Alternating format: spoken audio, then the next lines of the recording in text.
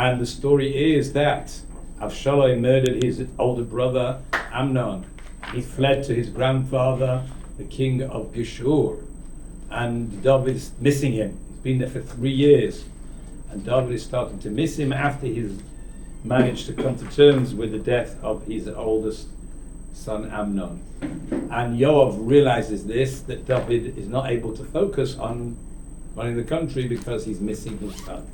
So he arranges the whole charade, where a woman from Tekoa, known as the Isha HaTekoit, woman from Tekoa, she pretends to be a widow who has lost her husband and her son because one of her sons killed the other one. And the family want to avenge the death of the older son, or the first son, and kill the second one. She comes to David to complain. She needs protection because if this happens, there'll be no family left. Her husband's dead, her son's dead, and now her other son will be dead too. And David says, I'll look after you, and she pushes David, keeps until David says, I swear that not a hair of your head will be touched. Right? And then she says to David, didn't you realize this is not a real story? How could you possibly think that Jewish people would act like this? Obviously, this is just a made-up story to get you to react, to see how you would react to this. Wait, you said this to which woman? This is a Koit. Koit? A woman from Tekoa. Oh. Chapter Yudah. Okay?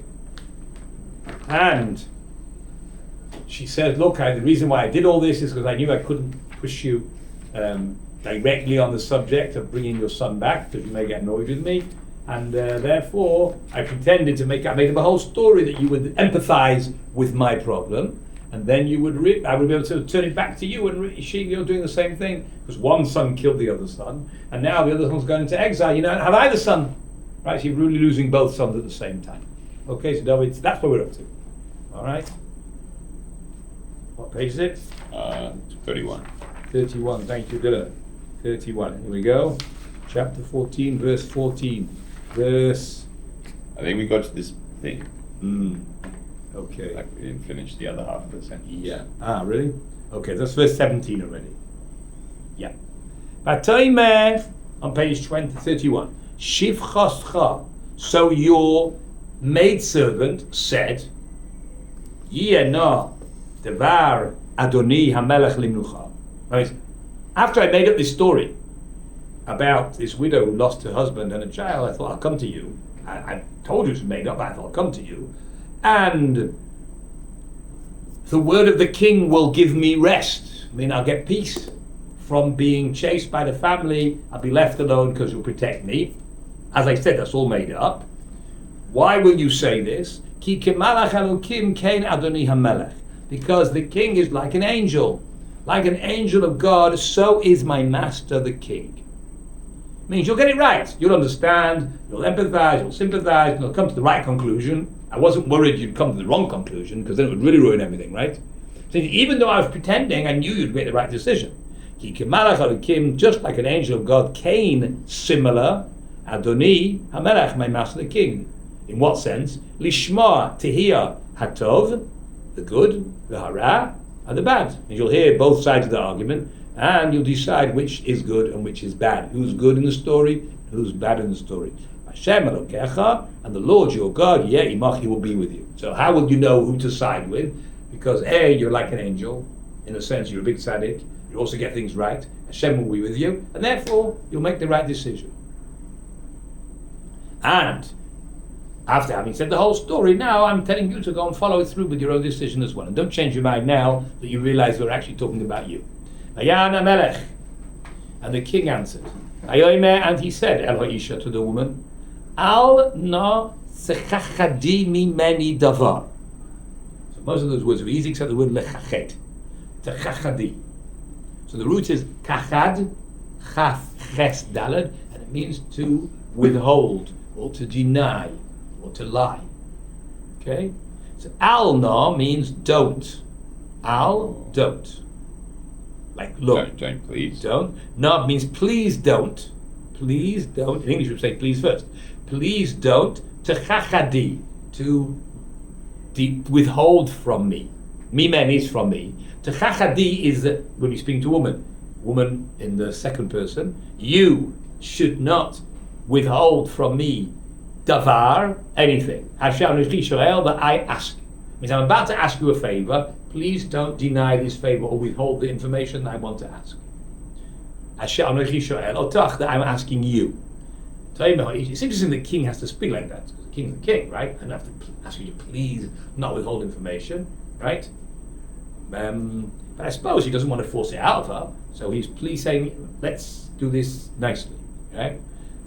Please don't withhold the information. But the woman said, please, the king, let him speak. Yedaber, he will speak. No, please. I'm asking the king, please speak up, whatever you want. I'm quite happy to help you. The king said, Hayad Yov Itach B'chozot. No, get it right this time. Come on, Dylan. It's not the hand. No, how can it be the hand? It's a question. It's a question. How do you answer a question? Because it's got that funny. No. It's got that funny patach, right? Yeah. And there's no dot in the yud.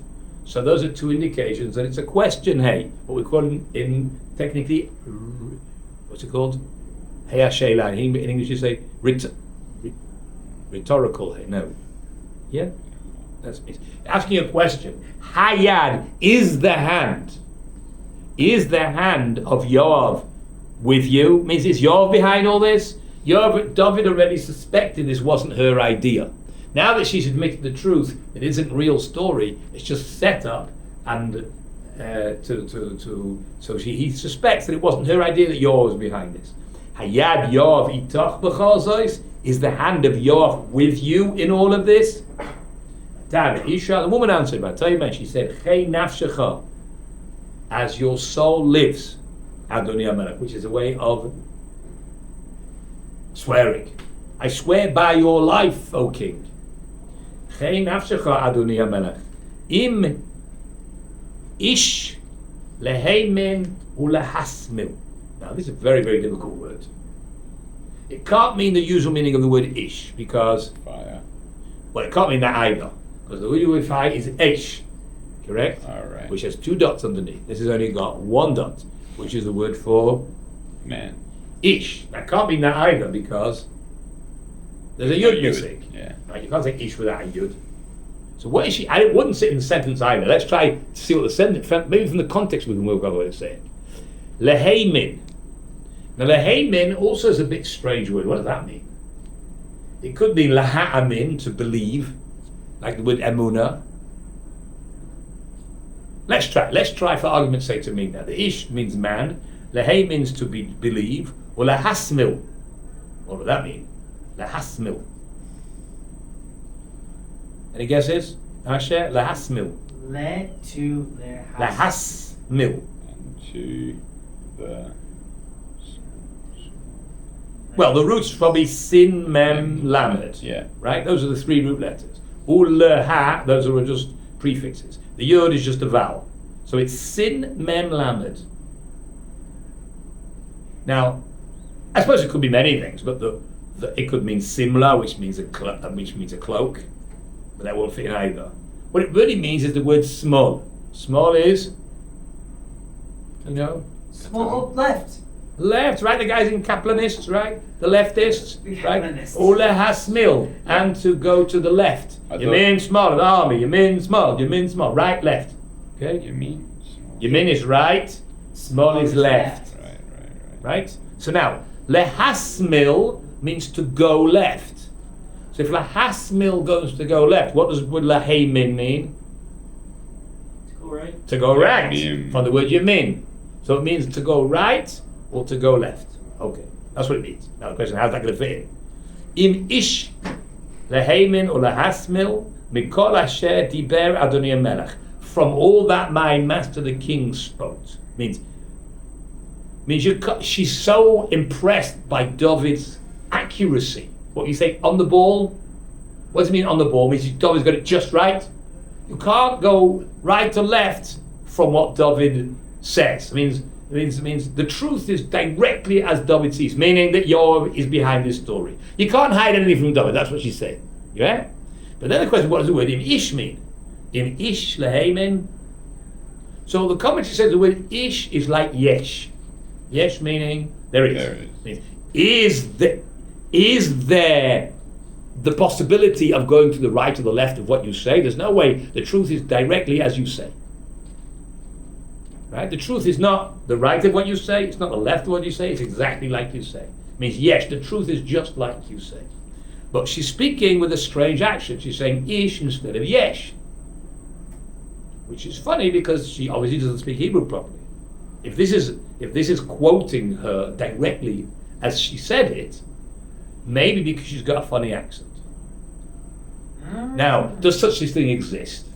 Well, it does in every other country. People speak with accents, right? People from Liverpool speak with a Liverpudlian accent, like the Beatles, right? And they speak with a funny Liverpudlian accent. They say therefore instead of therefore, right? Right? And people from Leeds, right? Which is the way my dad spoke, right? They say, if you get out for nout, it's worth nout. What's out and nout? Nothing, but that's how they speak in Leeds. It means if you get anything for nothing, it's worth nothing. Out for nout, it's worth nout. So in every country it's like that. People speak with accents, yeah? So, but it's strange that so it could be, and we have a Mishnah. The first Mishnah in Baba Kama.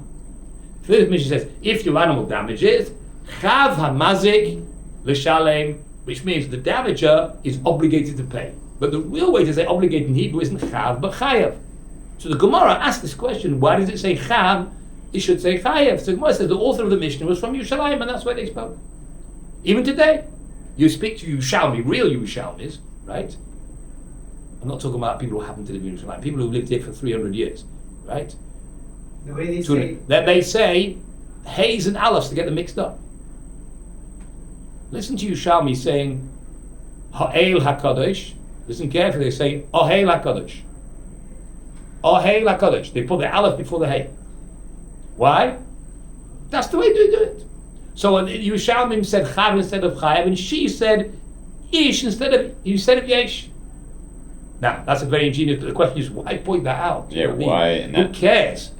Who cares that she spoke with an accent? Like, is it important for the author of the Tanach to write exactly what she said?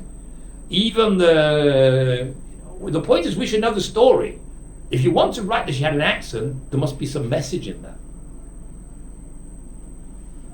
You know, why accents develop? I don't know, people, that's just way. Why do you say Chav instead of Chayav? Why do they say Matayim instead of Ma'atayim? You know there's a difference. Yushalmim say Matayim and Tel Avivim say Ma'atayim. Why? Yeah, those are from 100. Yeah, but that's easier because they've lived at the other end of the world, right? It's like Americans and British speak different because they live with 3,000 kilometers away from each other. But I'm talking about there's a distance of half an hour on the train. That's all it is between Manchester and Liverpool, right? Okay, no, but like back in the day, before the train. Correct, yeah, exactly. That's the point. No, it's, yeah. But what's interesting, Yerushalayim and Tel Aviv, that's like Tel Aviv's only been around for 100 years. No, but Tel Aviv is more not. You're taking a whole bunch of people from outside of Israel who don't speak Hebrew, bringing them together and teaching them some uniform. Yeah, but why do they say Matayim instead of Matayim? And why do they say the seeds from the apricot, they call it gogoim? And in Yerushalayim they call it ajuim. You know that? The kids collect them here. All my grandchildren, boys about the age of 10, collect them. They go collect seeds? They collect the pips from apricots, and they play games with them. You throw them at the wall, and the one who gets it closest gets all the things. You don't have a phone. I remember doing that. Yeah. Like you did when you were kids. So these people are still kids. They're not connected with the internet, and so they play with them. Anyway, so but in Yerushalayim they call them ajuim. In Tel Aviv they call them gogoim. Why? Go and ask Akasha. Anyway, but the point is, why would the author of Shmuel want to tell you this? Who cares? It might be true, but it's entirely true. No, because clearly Yoav got some foreign women to come do this. Why? No, she's from Tekoa. Where's Tekoa? Why? Tekoa is near Hebron somewhere, right? Why? He wants to stress that you're. As I read somewhere that this may have been the accent of the tribe of Yehuda. And David would feel more relaxed in the presence of someone who felt was more similar. Yeah. What we call like landslide. Someone who he felt, you ever heard the expression? No. Someone who feel back from where you come from. Yeah. You would feel, maybe that would be more open and more relaxed with someone who had the same background. Because Tekoa is not so far from Beit Lechem. Could bring someone from Beit Lechem because he would know them very well. You say, you're not a widow, we know you, right? Get out of here, right? It had to be someone who didn't know, but with a similar action, that way he'd feel a little bit let down his guard a little When bit. you meet somebody else from London. Right, exactly. Immediately someone walks in here, right? I say, immediately as soon as he starts to speak, I know that he's from London. Right? I say, yeah, what neighbour are you from London? It's like, you hear it somewhere? So maybe that's what's hinted to it in this use of the word ish, which means is there. Okay, let's get back. So she's saying there is no way to go even a millimeter away from what you say because you're dead on the target. Im ish lahaymin, is it possible to go right or lahasman or to go left? The Almighty Master, the King, speaks. Ki abdecha Yoav, you're right. It was your master Yoav. Abdecha Yoav hu tzivani, he commanded me. V'hu sam befi, and he put in the mouth of Shivchascha, your maidservant. All these words. So not only was Yoav's idea, Yoav commanded me, and Yoav told me exactly what to say. Yeah, bang on, King David. All right. Pasuk Chaf. Leva'avur, what was the reason? She's continuing to speak. Leva'avur means in order that. Leva'avur. Sabev.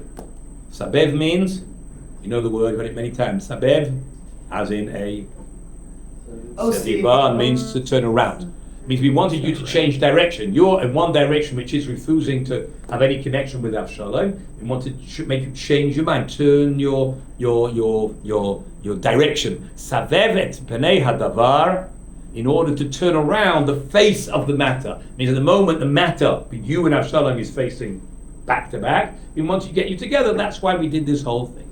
Sabeb es penei hadavar asa avdecha Yoav es hadavar, your servant Yoav did this thing.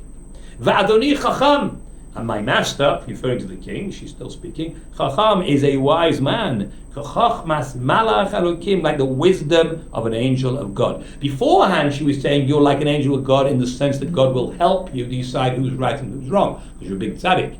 And now he's saying that God has shown you so clever that you managed to chap, to realize that this is yours. Ladas, that you should know, as kol asher ba'aretz, everything that's going on in the land.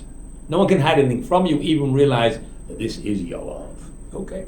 Now, that's the end of the story. That's why there's a samach. So at the end of the audience, she goes home, and David then goes to speak to Yoav, because he realizes, she brought it to his attention, that he's being silly in his attitude towards Avshalom. He's just punishing himself. It's bad enough that one child is dead, and now, in a way, the second child is dead as well.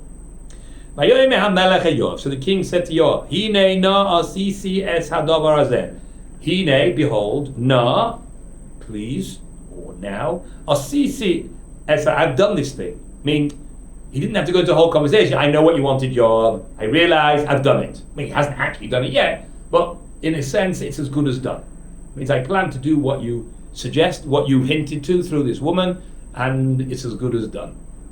When the king said, you see, when you want to plan to do something, there's a lot of things, hurdles you have to get over before you get it done. But a king doesn't have anything in the way, so Hashem also talks like this. Hashem talks, I have given you the land, when he hasn't. He's like, not yet, you, right? He talks in the sense because nothing gets in his way. I have done this matter. So go, Hashev es hana'ar. Hashev? Quickly. Shev. No, why quickly? Shev. There. No. 1 second, why quickly? Cha. Quickly is maher. Yeah. Hashev, chish is quickly. Hashev's return, right. Hashev, well, here means bring back, right?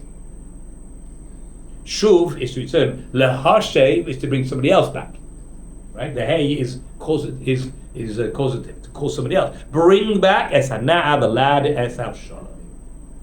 Bring Avshalom back. You have my instructions to go to Geshur and tell Avshalom, bring back Avshalom. New pasuk of base. Vayipol Yoav el panav. Yoav fell on his face. It means fainted. It means he bowed down. He prostrated himself to David as a sign of gratitude that David has accepted his advice. David could have just said, well, get out of here. Leave me alone. I'll do what I want. No, he accepts Yoav's advice, and Yoav is grateful that he's done that. And he prostrated himself. And he blessed the king. What did he say? I know. Said, thank you, long live the king. Give me some blessing. Doesn't say what the blessing was.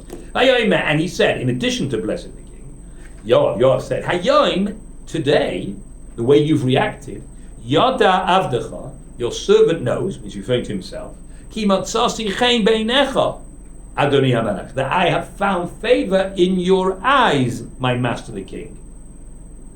I think Yoav is reacting because he's really in David's bad books. After having killed Avner, right? Yoav murdered Avner, and David cursed Yoav for this. So Yoav has been, although Yoav retained his position as head of the army, there's probably a great amount of friction or animosity between the two of them. But by David accepting Yoav's advice, Yoav sees an acceptance of his person. I see that you're not as annoyed with me as you were up till now, the fact that you accepted my advice.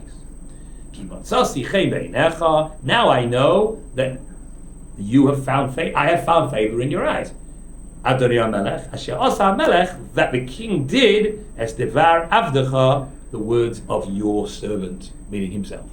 The fact that you did, or you prepared to do, you've accepted upon yourself to do what I advised, shows that you have respect for my opinion, and I'm grateful that you've shown me this sign of goodwill. Chav Dalet. Vayom HaMelech. Sorry, Pasuk Chav Dalet. Yaakov Yoav, so Yoav got up. Vayelech Geshura. He went to Geshur. Who lives in Geshur? Avshalom's grandfather. And Avshalom has been there for the last 3 years.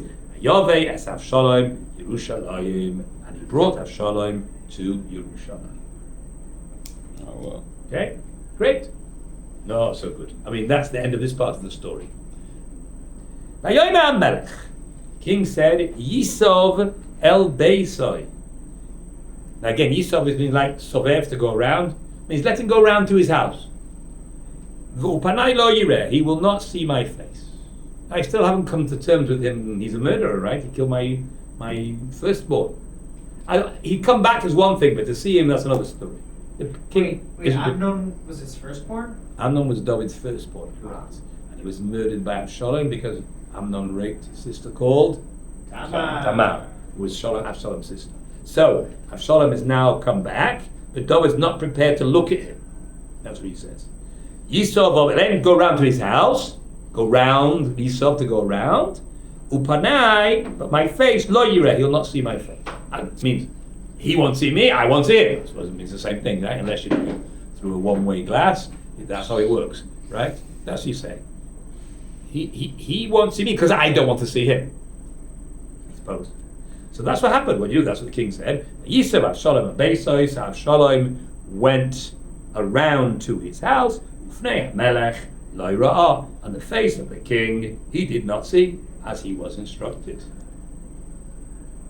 Okay? Okay. New part of the story.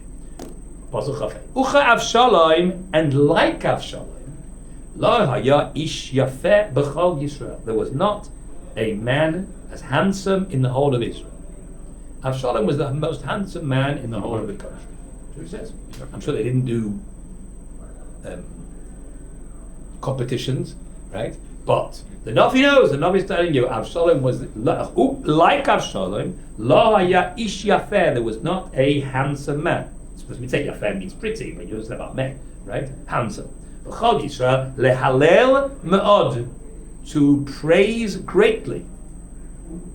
Means people will talk about, wow, handsome, wow. It was like a subject that people spoke about. Lehalel, like we say halal about HaKadosh Baruch Hu, right? They said halal about Avshalom's handsomeness. Why? Because he was handsome. Why do people talk about nonsense? People talk about nonsense, that's right. I mean, yes, I don't suppose they spoke about it in the Beis HaMedrash. I suppose when they were learning, they learned properly, right?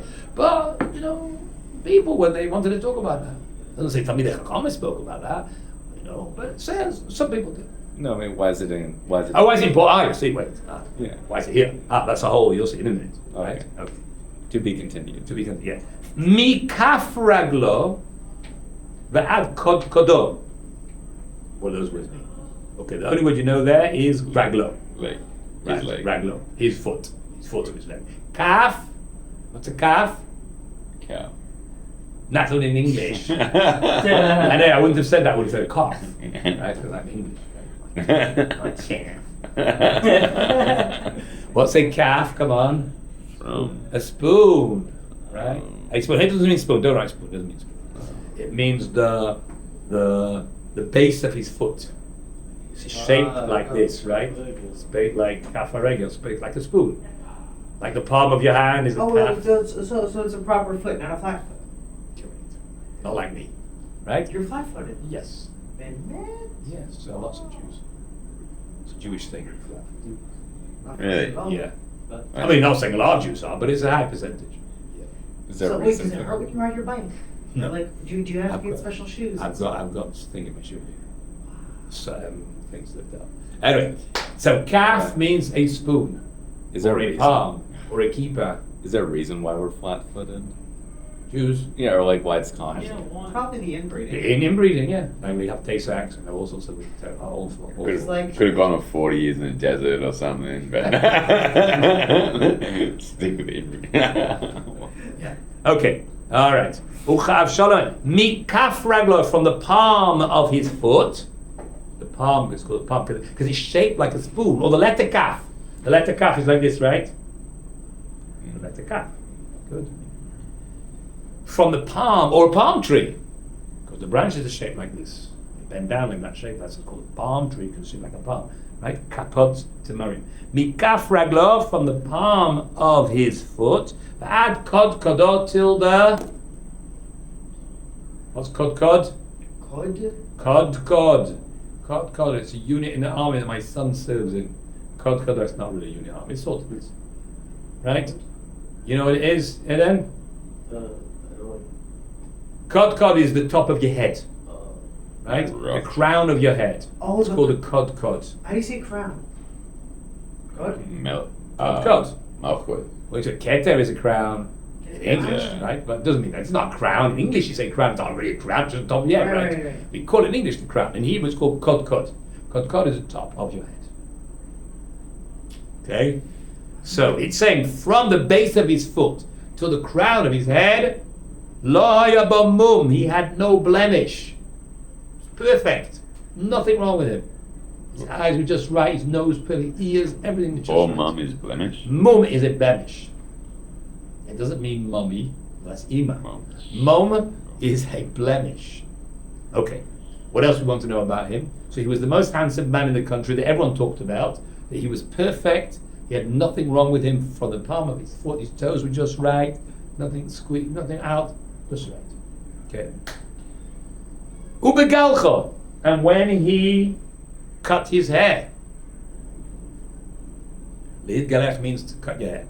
Esroisha, his head, you cut the hair of your beard as well. When he cut the hair of his head, v'haya, and it was mikate. Mikate means at the end. Yamim la yamim. I suppose that means once a year. He used to shave his hair once a year. I mean, to shave. He would cut his hair once a year. So Chazal say that he was Nazir. Now it doesn't say explicitly that he was a Nazir. What's a Nazir? It's a Nazirite.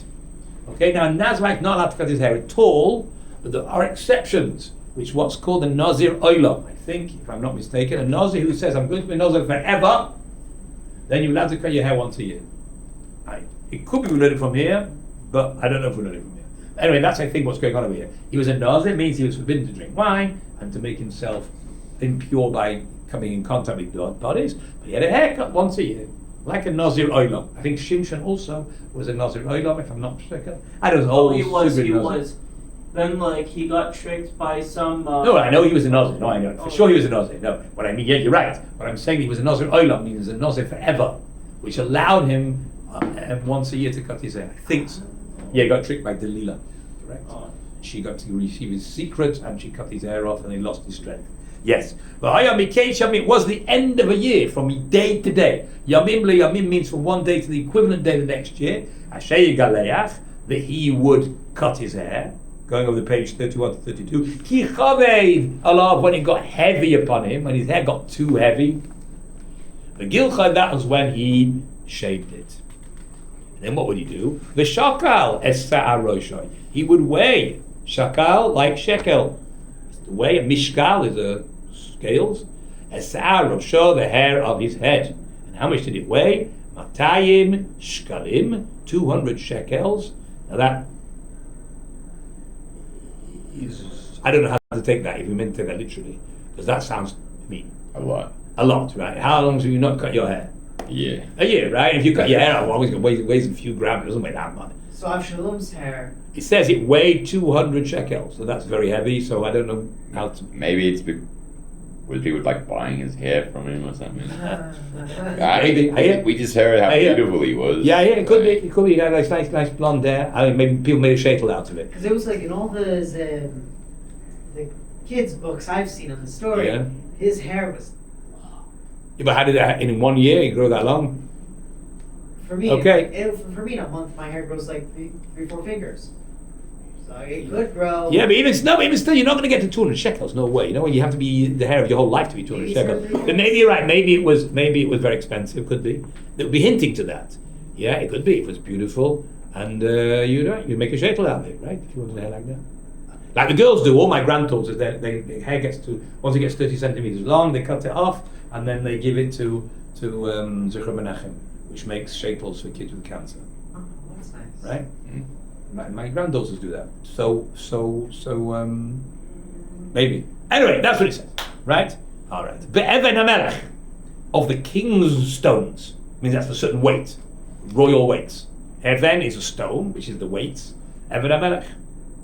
Again, why you need royal weights? Why can't you use regular weights? Regular weights are the same weights as other weights, aren't they? They're special weights. If it's talking to sort of value, maybe I know what to do. Okay. Vayivoldu la'Avshalom, and there was born to Avshalom. Yes, Avshalom wasn't a kid, he has children already. He's married, he's got children. Vayivoldu la'Avshalom.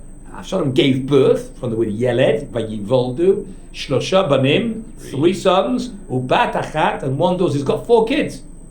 He's not a youngster. In 3 years. No, why do you think you were born now? No.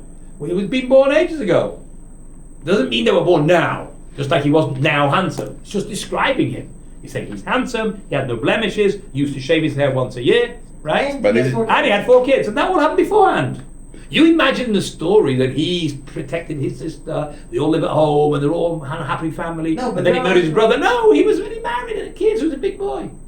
Understand? He lived probably in the palace grounds somewhere, right? And that's why Tamar stayed with him, whatever. But it doesn't need to. He lived. He wasn't married. Yeah. We didn't know that till now, but now you know. He was married and he had 4 kids, and one of them was called Tamar.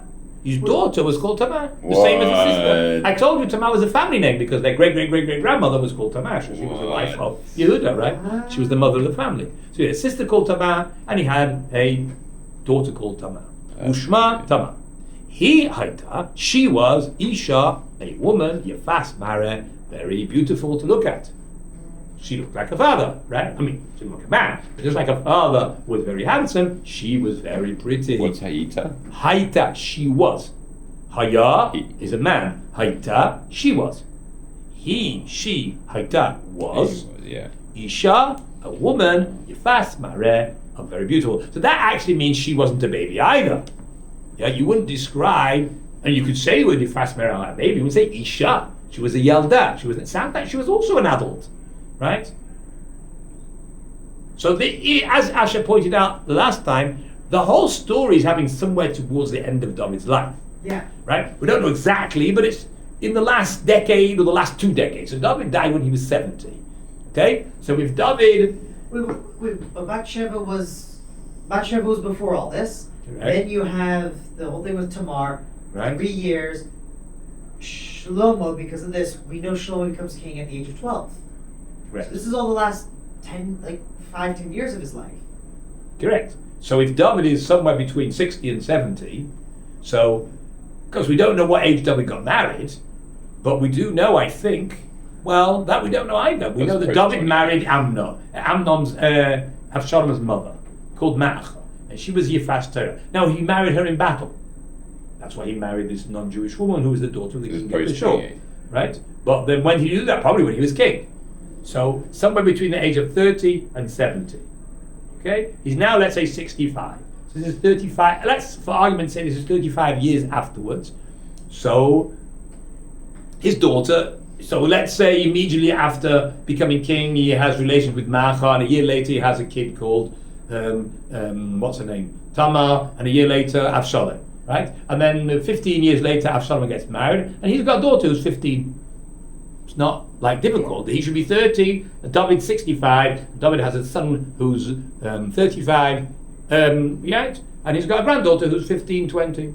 I mean, it's young, but it's not unreasonable, right? Okay, so that's what we're talking about. I'm not looking at a young kid, right? He's got his own daughter who herself is described as Isha. Isha means she's already a grown woman. She's already 18, 19 or something like that. Yefas Mareh, of beautiful appearance. Now, the reason why we need to know all that, you'll see, is really introduction to the next chapter. But that's a little bit to know about what Avshalom looks like and what his children look like, and his nice, beautiful hair. Vayoshev Avshalom b'Yerushalayim. Avshalom settled in Jerusalem. Shenasayim Yomim in 2 years. So we got another 2 years to the story, right? So we had the story of Bathsheba, right? A year later, Shaul HaMelech 6 months later, the baby's born. A year and a half later, Shlomo is born. Right? Immediately after that, Tamar's raped. Right? So we're really a year and a half. And then we've got 2 years later, that's 3.5, till he kills Amnon. 3 years is away, so that's 6.5. And now we've got another, how many years? 2 years. So with 8.5 years, that means Shlomo HaMelech is already 8 years old. Shlomo is already 8 years old at the time of this story. Yeah. Good. All right. So it means David has to be at least 62. Because David died when he was 70, and So this puts him at around 66. yeah, you're all working backwards, Yeah, I am. right? Yeah, that's cheating. You worked out from the answer, right? But I'm saying this is saying Shlomo HaMelech is 8. David dies when he's 70. Right. I'm actually saying, yeah, you're correct. I was also how was I working it back? That the Shlomo HaMelech is 8. That's all we know. Right. Yeah, you're right. Right. If Shlomo HaMelech was 12 when David died, that means that David was 68 now. Yeah? Okay.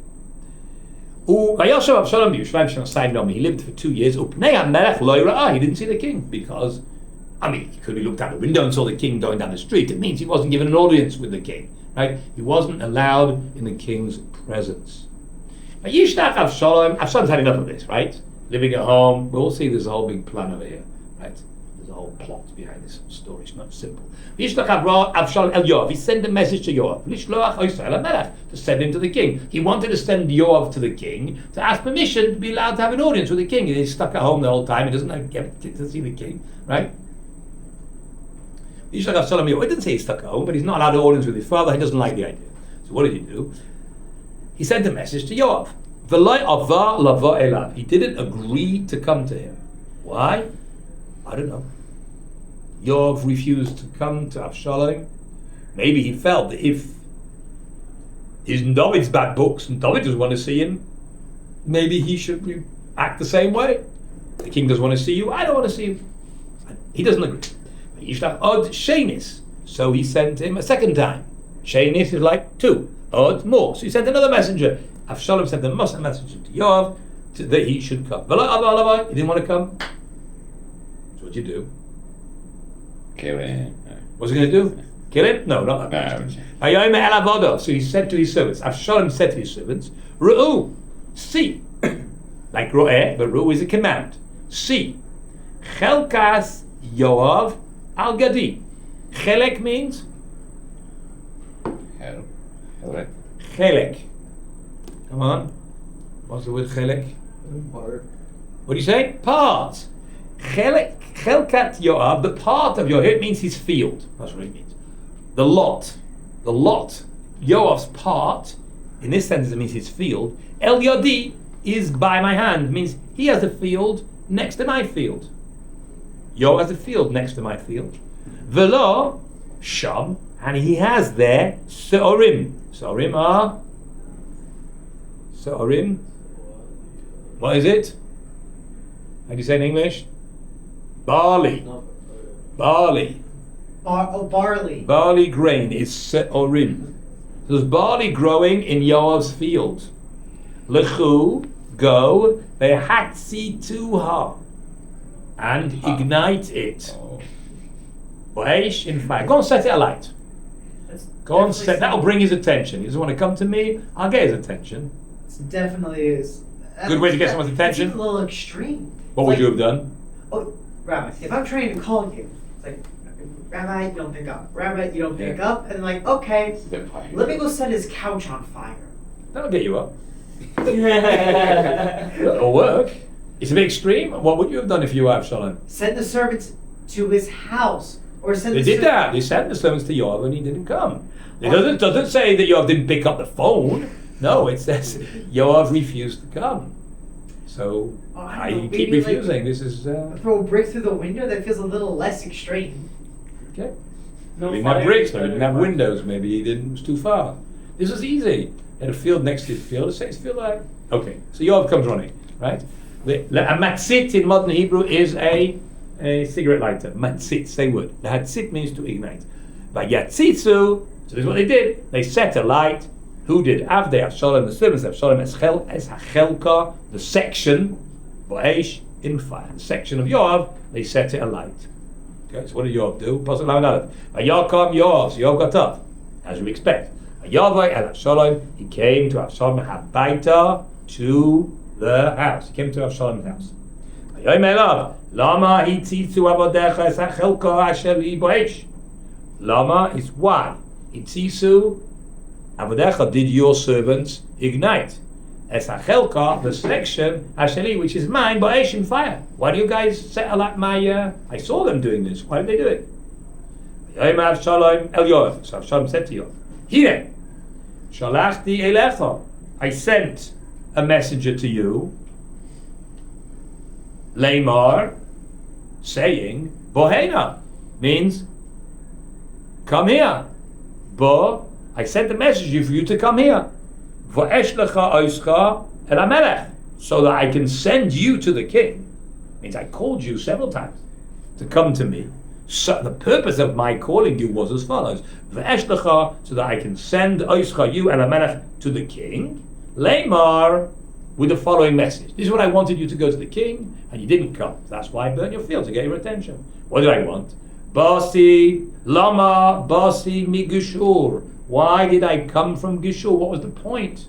I've come all this way, to get a big hug from you, and sit at your table, and be in good terms with you, and you don't want to see me.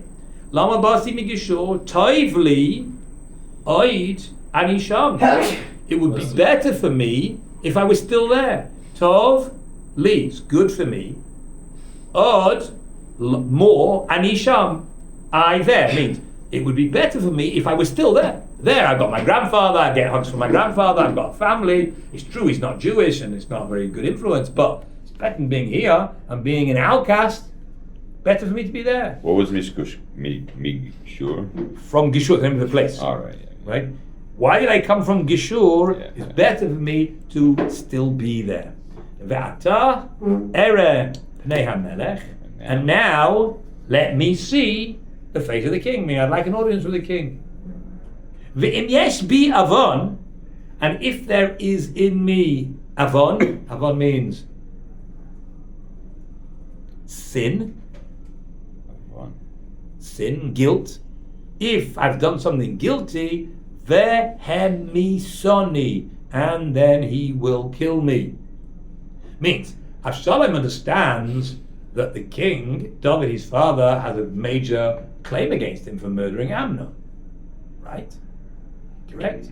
So he says, look, I'll face him, I'll talk to him about it, and if he considers me guilty, then he'll kill me. Okay, I accept that. But I feel that I have the chance to explain to David why I did it.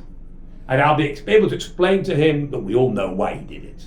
Yeah, but exactly an explanation that will satisfy David and take the guilt off Avshalom. Avshalom thinks that he can do that. And if David considers me guilty after all that's been said, then I accept that he'll kill me, but I'm prepared to take that risk.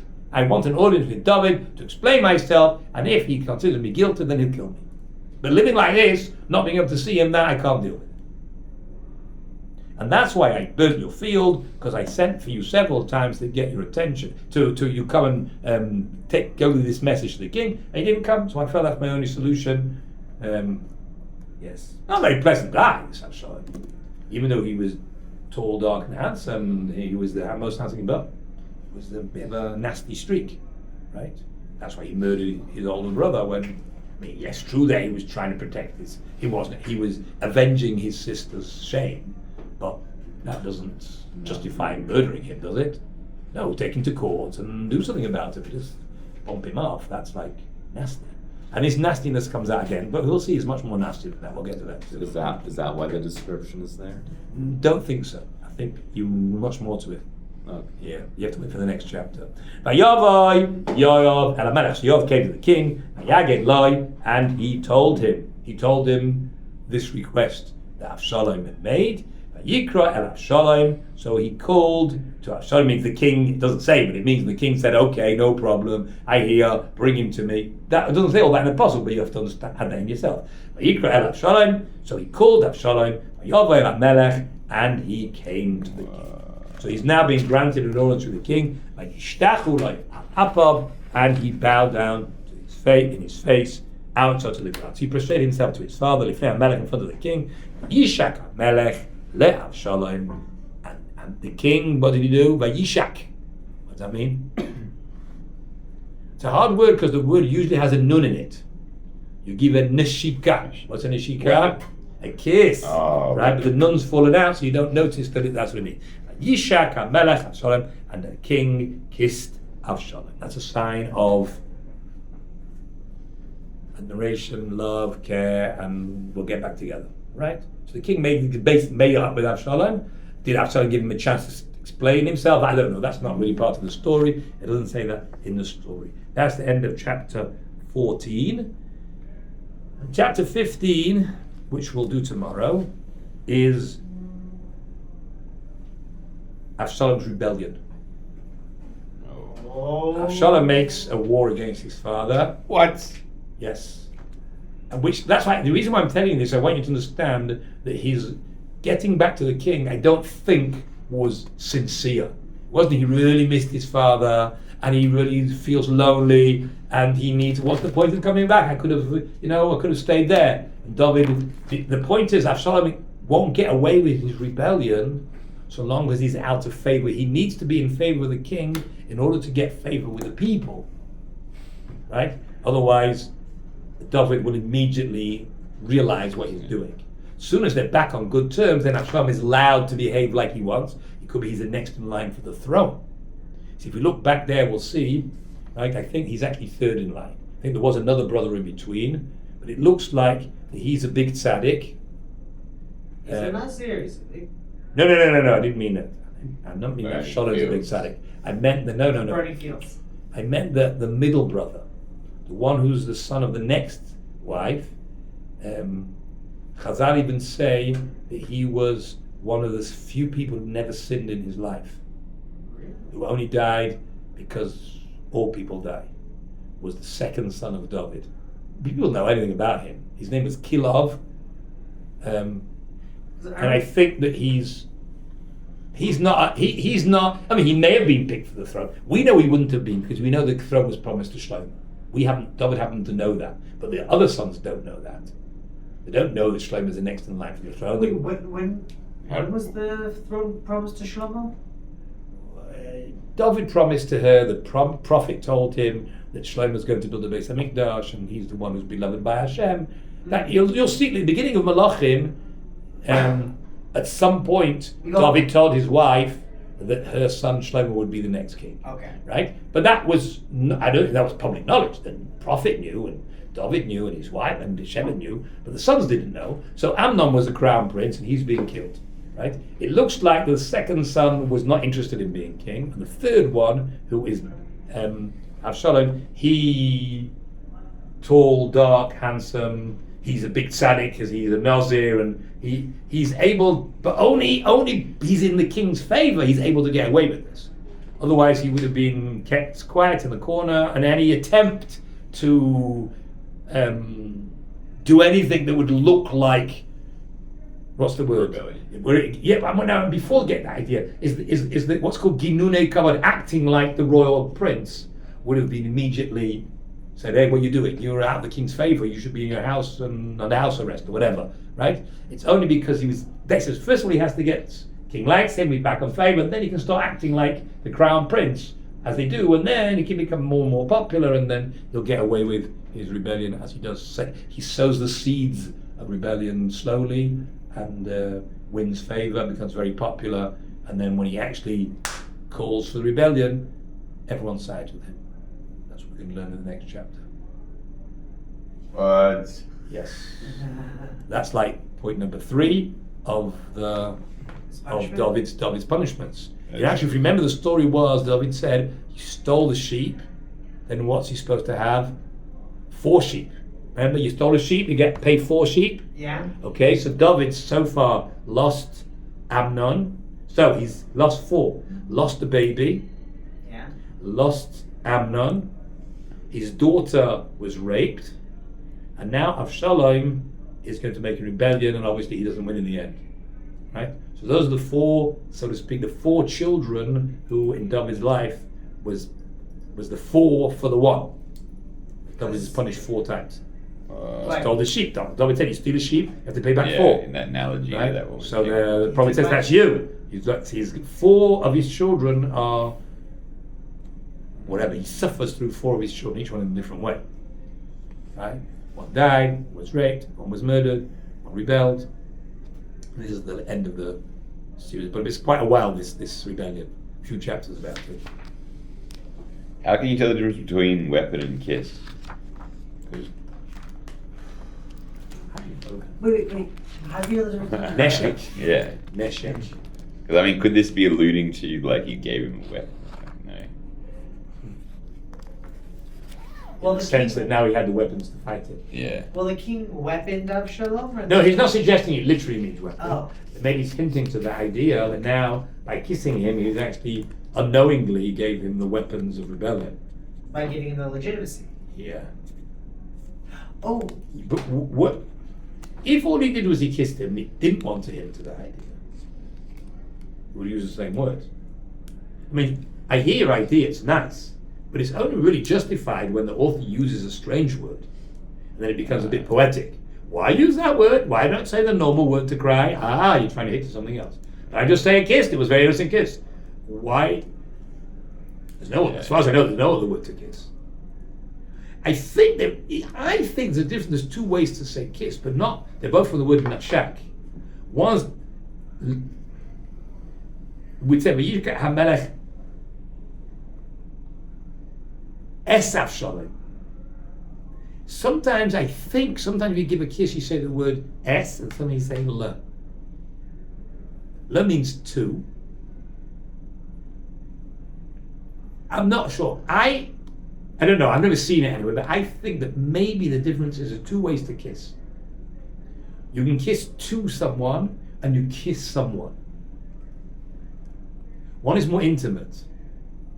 Kiss to someone, what does that mean? It means kiss in someone's direction. If you blow someone a kiss, right? So the kiss is going from you to them. You're not kissing them. so it's kind of like the Right. Right. It's fine, kiss. Yeah. So it could be that if you give a kiss which is just a way of greeting someone, like French. How do the French say hello? Right? They do it 3 times. Right? Right? So that's not really kissing the person, it's just kissing to the person. Just like you would shake hands. To kiss someone is really intimate, either on the lips if it's a woman, or on a big hug if it's on yeah. But it could be that's the difference. So this is a more intimate kiss. No, that's it. That's So it. it's le? Le Avshalom. As opposed Oh, to le Avshalom. As S. S. He wasn't kissing him, he was kissing to him. I mean, towards him, in his direction. Yeah, sure. I don't know. You have to check it out. It's just an idea that he says when Yaakov kissed Rachel, it also says this word. The le? Yeah. When he met her at the well. Right? So is that- it wasn't a smudgy kiss. yeah, And kiss. So Stan. it's Yeah, something like that. Yeah. Well, it doesn't. Yeah, maybe. I don't know. He's talking about this young girl who doesn't know who she is, right? 3-year-old. Right. Never met her in his life. And So she- even more the construction worker kiss, not like the full assault kiss. Maybe. Interesting. I know you have to check it out in all the other. I've never really checked it out. It's just an idea that I have. You have to check out all the other places where it says to kiss somebody, what word it uses. But it's not your point. Your point is the word neshek, which is Weapon. used to weapons. Maybe it's a woman's weapons.